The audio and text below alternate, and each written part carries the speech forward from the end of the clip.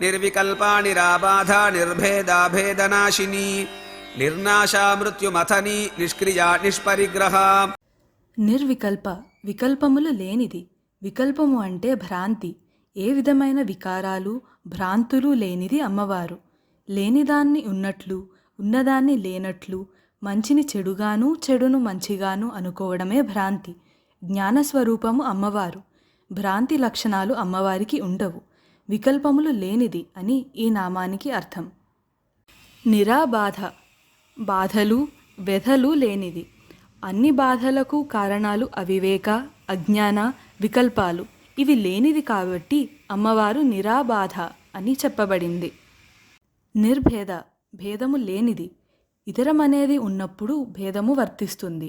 మంచుకు, నీటికి, నీటి ఆవిరికి స్థితిలో భేదాలుండవచ్చునేమో గాని ఈ మూడింటిలో ఉండే పదార్థం ఒకటే.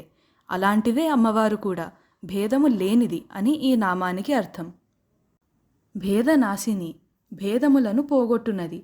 వివిధ భాగాలుగాను స్వ పర భేదాలతోనూ ఉన్న ఈ సృష్టిని ఒక సమైక్య రూపంగా దర్శించగలిగే జ్ఞానాన్ని ప్రసాదించేది. భేద దృష్టిని పోగొట్టునది అని ఈ నామానికి అర్థం. నిర్నాశ, నాశము లేనిది.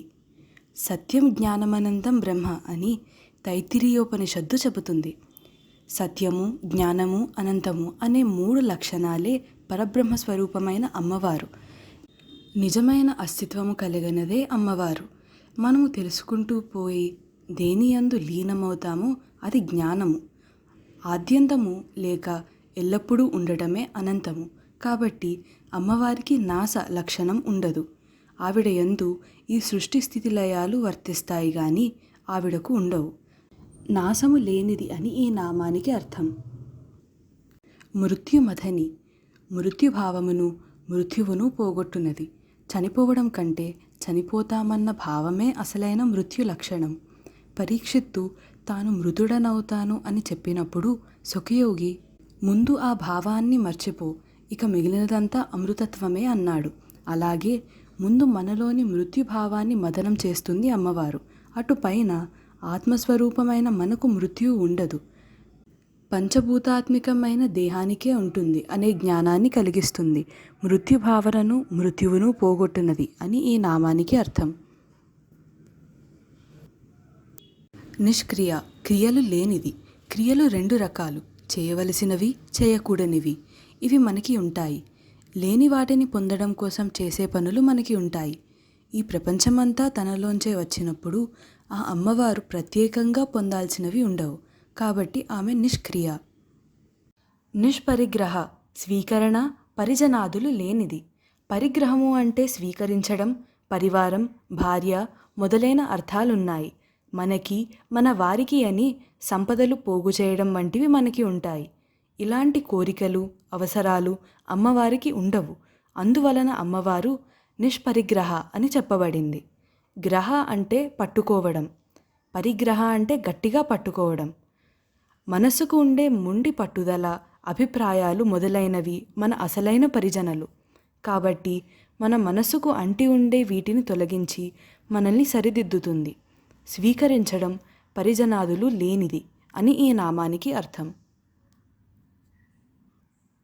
నిర్వికల్పా నిరాబాధ నిర్భేదాభేదనాశిని నిర్నాశా మృత్యుమథని నిష్క్రియా నిష్పరిగ్రహ.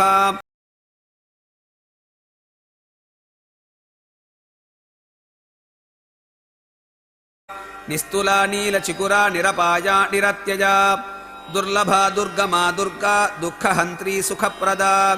నిస్తుల, సాటి లేనిది. ఏ విధంగా, ఏ విషయంలో చూసినా అమ్మవారితో సమానమైన వారు లేరు. ప్రతి వారికి అవసరాలు, అవకాశాలు వేరుగా ఉంటాయి. అందువలన ఎదుటివారితో పోల్చుకోవడం అనే లక్షణాన్ని విడిచిపెట్టాలి. అమ్మవారి అనుగ్రహాన్ని పొందడానికి మన అర్హతను పెంచుకోవడమే మన సాధనగా తెలుసుకోవాలి. ఈ నిస్తుల నామం నుండి సమానాధిక వర్జిత అనే నామం వరకు గల 15 నామాలు పంచదశాక్షరి మహావిద్యోపాసనకు సంబంధించినవి. నీలచికుర, చిక్కని, చక్కని, నల్లని ముంగురులు గలది. ముంగురులు అంటే ఉంగరాలు తిరిగిన నల్లని వత్తైన జుట్టు. చికురము అంటే ముంగురులు అని అర్థము.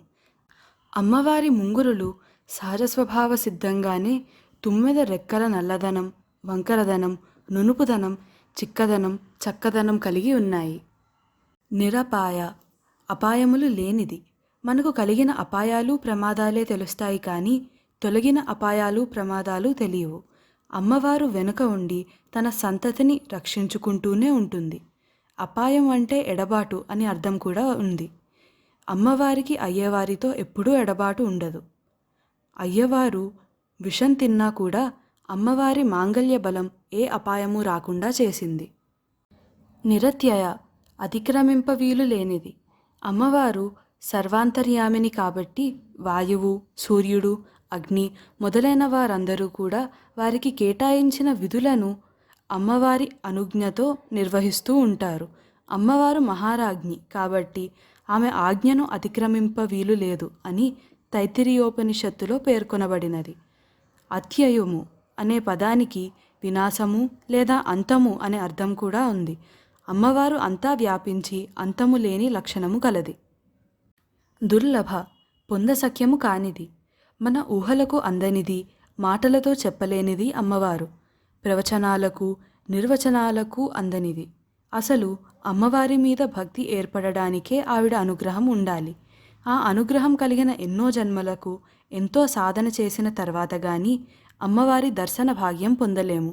ఇది జన్మజన్మల సుకృత ఫలితంగా తెలుసుకోవాలి. చూచి తీరవలసినది అమ్మవారి విశ్వరూపం.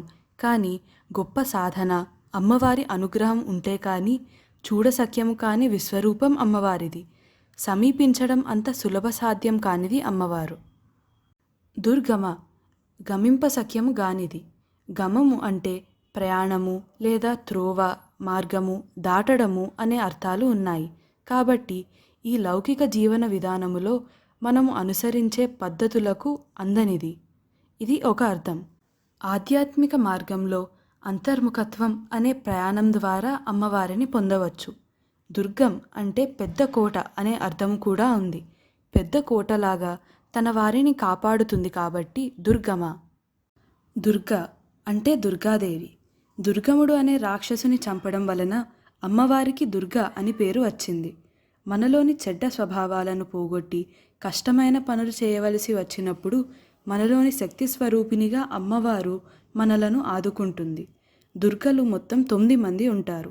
శైలపుత్రి, బ్రహ్మచారిణి, చంద్రఘంట, కూష్మాండ, స్కందమాత, కాత్యాయని, కాలరాత్రి, మహాగౌరి, సిద్ధిద. ఈ 9 మందిని నవదుర్గలు అంటారు. 9 సంవత్సరాల వయసు గల బాలరూపములోని అమ్మవారు కుమారీ దుర్గ అని పిలువబడుతుంది. ఈ దుర్గాదేవి బీజాక్షరం ధూమ్. దుఃఖహంత్రి, దుఃఖములను తొలగించున్నది. మనకు కలిగే కష్టాన్ని దుఃఖము అంటారు. దీపం వెలిగిస్తే చీకటి దానంతట అదే పోతుంది. అలాగే అమ్మవారి సాన్నిధ్యంలో అజ్ఞానము, దుఃఖములు రెండూ దూరమవుతాయి. సుఖప్రద, సుఖములను ఇచ్చునది. ఖం అంటే సంస్కృతంలో ఆకాశము లేదా చోటు అని అర్థం. వ్యక్తుల మధ్య ఉండే ఈ చోటు అంటే పరిస్థితులు. సు అంటే మంచిగా ఉంటే సుఖం, దు అంటే చెడ్డగా ఉంటే దుఃఖం అని తెలుసుకోవాలి. మన ప్రవర్తన బట్టి సుఖం, దుఃఖం ఉంటాయి. అమ్మవారు మన ప్రవర్తనలోని లోపాలను సరిచేసి మనకు సుఖాలను ఇస్తుంది. నిస్తులా నీల చికురా నిరపాయ నిరత్యజ దుర్లభ దుర్గమా దుర్గా దుఃఖహంత్రీ సుఖప్రదా.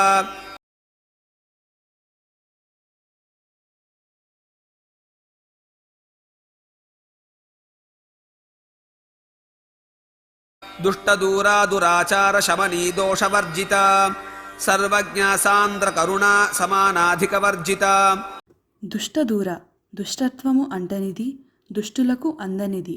అమ్మవారి గాలి సోకితే దుష్టత్వం దూరమై దుష్టులు పారిపోతారు. అమ్మవారి గాలి సోకాలంటే అమ్మవారిని స్మరించాలి. ఆమె ఆశించే, నిర్దేశించే కట్టుబాట్లను కట్టుదిట్టంగా ఆచరించాలి.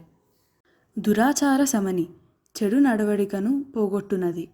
దురాచారము అంటే చెడ్డ అలవాట్లు, వ్యసనాలు. వీటిని మనం వదిలించుకోవడం చాలా కష్టం.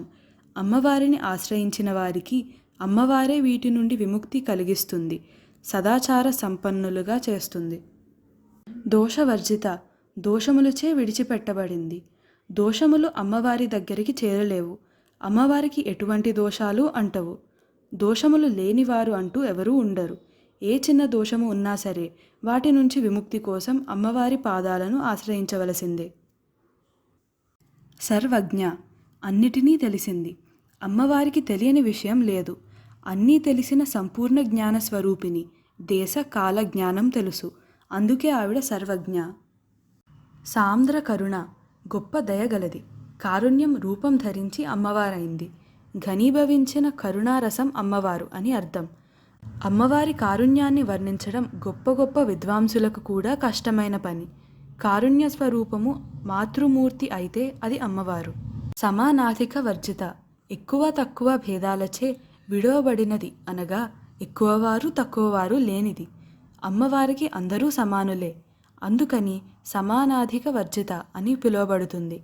అమ్మవారితో సమానమైన వారు, అమ్మవారి కంటే అధికులు ఎవ్వరూ లేరు. అందుకని అమ్మవారు సమానాధిక వర్జిత అని పిలువబడుతుంది. దుష్టదూరా దురాచార శమనీ దోషవర్జిత, సర్వజ్ఞ సాంద్ర కరుణా సమానాధిక వర్జిత.